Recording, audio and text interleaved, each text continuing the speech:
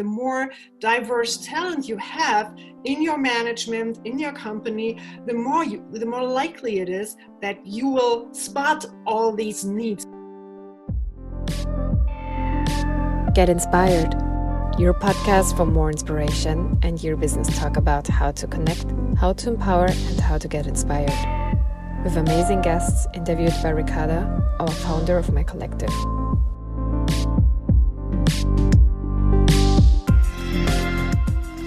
Welcome to MyCollective. Welcome to our impulse sessions that are part of our leadership program for talents across the industry, and they're all during their parental leave. And so what we do is we talk about how we connect, how we empower, and how we get inspired. And today I'm very excited to have you with us, Dr. Alexandra Borchardt. Alexandra is, most of us would know her probably as the former managing editor of the Süddeutsche Zeitung. However, there's an impressive list of other activities that she's involved in now. And it seems to be a list and a couple of hats that you're having on your head all at the same time. So you're a journalist, you're a book author, you're a consultant, and you're a professor. And it's all combined with your passion to drive digital transformation, journalism, and democracy. So let me name a few of them. So you're a professor for media change and cultural journalism at the University of Art in Berlin, but you're also leading the Digital Journalism Fellowship at the Hamburg Media School, and you're a senior research associate with the Reuters Institute of the study of journalism at the University of Oxford. And here in Munich, you're teaching at the TUM School of Management, and this is a course titled Leadership and Strategy in the 21st Century. That's something that we will talk about. But let me pause here with a list and welcome you, Alexandra, and start with the first question that I have for you. So you seem to be connecting the dots between diversity and digital transformation, the so-called double D in our new normal. And both are relevant, important, and very urgent questions. So let me start with digital transformation. What is it that you mean with it? And where do we stand in terms of digital transformation here in Europe? And most importantly, why is it the topic that you personally chose? Okay, thank you. Good to talk to you, Ricarda. Double D, I really like that. And I strongly believe that diversity is at the core of digital transformation. Why is this? Well, you have to understand digital transformation first. And obviously, it's about the platform economy. It's about management by data. But just understanding about tech and tools is certainly not enough, because what digital transformation really is cultural change. And that cultural change very often is lacking because of a lack of diversity.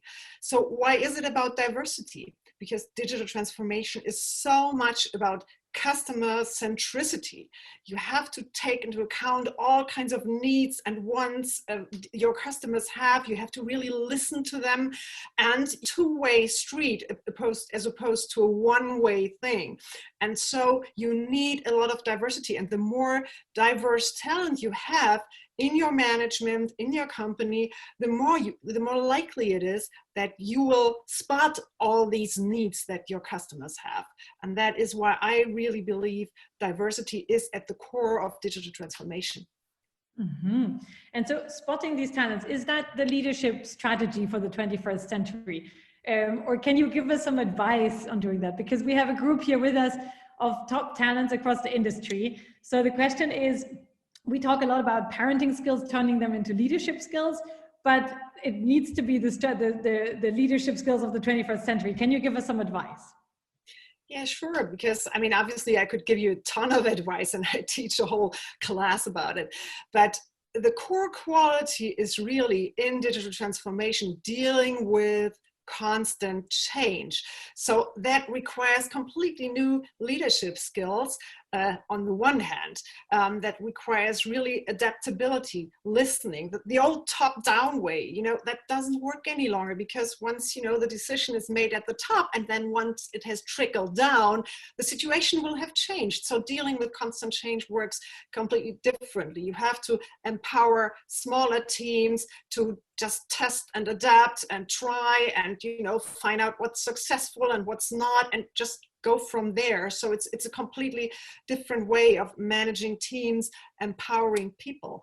The old world of hierarchy is still alive and well in many companies, particularly here in Germany, because we are a very efficiency-driven economy in Germany. We are not used to that sort of experimenting and being adjustable or adaptable. So that is really the trick. Obviously, leadership skills in the 21st century, a good leadership is also what it's always been, really. Full of empathy, full of, listening to people and having values, really, and making sure that you show people what their companies stand for, but also what you personally as a leader stand for. And that has always been good leadership. And leadership, when we talk about feminine leadership sometimes, and you've been founding at the Süddeutsche magazine Plan W, so a magazine for women in business. How do you define feminine leadership, or better, when you talk about diversity, and when you were founding Plan W, that's a while back, does that change over time, and does it change with Corona? Because there's been a lot of talk on women in leadership position during the Corona time, and apparently there's been a shift. How do you perceive that? Well, these were quite a few questions. So first of all, I'm not sure that something like feminine leadership exists. There is really a very, hierarchical top-down leadership style, and women have been copying it all along, because this world of top-down, efficiency-oriented leadership style, has been so successful. So actually, usually this is not only about women, but also for minorities. Those who make it to the top are usually the ones who are really good at adjusting to the norms, to the culture that works. So that is quite tricky, because we need new leadership skills, and not only by women, but by everyone. I wouldn't call it feminine leadership, but much more about improvising and dealing with what you have. And actually, as a parent, that's what you're doing all day long, because you have certain ideals, but then things don't work out as you want them to work out. So you adjust and you deal with things. You experiment, because your kid doesn't fall asleep. So you try out 10 things to make him or her fall asleep, and then you succeed, and then you think, oh, tomorrow I'll try the same, and then tomorrow unfortunately it doesn't work. So all that kind of leadership style, I wouldn't call it a feminine leadership style. The question about COVID-19 coronavirus, opinions are split about that, because there are people, and most famously the CEO of the publishing house Gunnar & Jahr, Julia Jäckel, who said, where have all the women gone? They're just gone. In all her conferences, on screens, she wrote in this article that she only saw men around. On the other hand, there's actually data that fathers, for example, had to take on much more responsibility at home, and actually got quite adept at dealing with things and issues they didn't need to deal with before. So actually, women still did more at home. That's actually, I think, what the numbers are. But actually, men did much more than they did before, and they probably won't stop doing this. So actually, there's a lot more equality between the genders, at least in families. And then there's another thing, that the move to remote working and everyone is on screen. Someone told me one day, and she's a leader also in a media company, and she said, it's not about, who's walking up to me with all these gestures of power and these alpha kind of, habitus.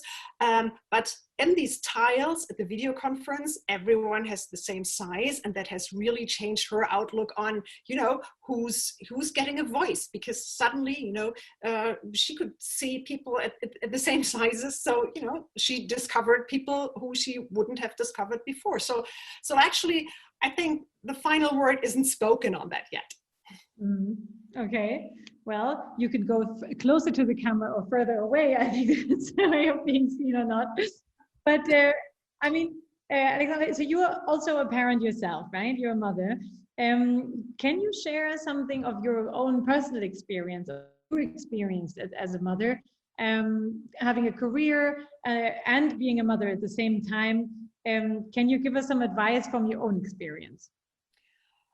I sure can, even though my kids are 18 and 16. So that phase where they were little, that seems to be a long time away, but actually it's absolutely essential what kind of partner you choose. And obviously that's something you don't necessarily know when you meet someone and fall in love, you know, how that will turn out, but it's obviously always an advantage if your partner really wants to take care of the kids as much as you do, and he also feels or she feels whatever, that you share responsibilities. So that is really core. That is one thing that is really important. The other thing is, I think it's really important not to fall into the mommy competition trap. And that is really hard because you're surrounded by all these mothers who want to be perfect and to, you know, you're like, oh, you're supposed to bake this cake for you know, the daycare and whatever. And actually the kindergarten or the daycare where my kids went to, they always wanted to have 2 cakes because the daycare personnel, they wanted to have a piece of cake too. So they were like, oh gosh. And then you feel like, oh gosh, I have to do it all. You know, and back then, when I had my first leadership positions, when I went to Süddeutsche Zeitung, actually, I actually changed jobs in my parental leave, and I started my new job right after parental leave at Süddeutsche Zeitung. But obviously, you know, they said you have to work full time, and I still remember that interview that I did on the phone with the back then with the head of the business section. And then he said, you know, what are you doing now? I said, oh, you know, I'm on parental leave. And then he said, well, you know, this was about head of news desk of the business section. And he said, like, well, this job requires some regularity. Mm-hmm. And I was like, okay, yes, I applied for this leadership role. Sure it does. But obviously, this was a full-time thing. Back then, I wouldn't have gotten the job. Had I said, oh, you know, I'd much rather come for 2 days, 3 days, well, 4 days, whatever. So, so I actually worked full-time all 12 years that I was at Süddeutsche, which certainly took a toll on my family. And I guess my kids hated it at some point. And my daughter particularly hated it when I quit my job at Süddeutsche in 2017 and went to Oxford to the Reuters Institute for 2 years. And I commuted home every weekend because my husband wasn't ready to make the move, and it didn't really fit with the school careers of my children. So, you know, I commuted, and my daughter was 13 at the time, and she was like, you know, you were never there. Then again, they had great experiences in Oxford. They came to visit quite a bit.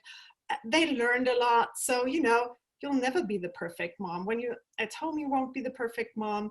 When you're at work, you're not the perfect mom. You can just be yourself and try to be, you know, sort of a role model, or try to show your kids, you know, who you are really, and encourage them to be themselves. That's really what counts. Thank you so much for sharing. Thank you. And this is also when I would like to end with our question that we always ask, and I think like you've already shared a lot of your personal experiences, but can you maybe point it down to the one skill or maybe more skills that you developed while being a mother and working at the same time that you could convert from your parenting skills into a leadership skill?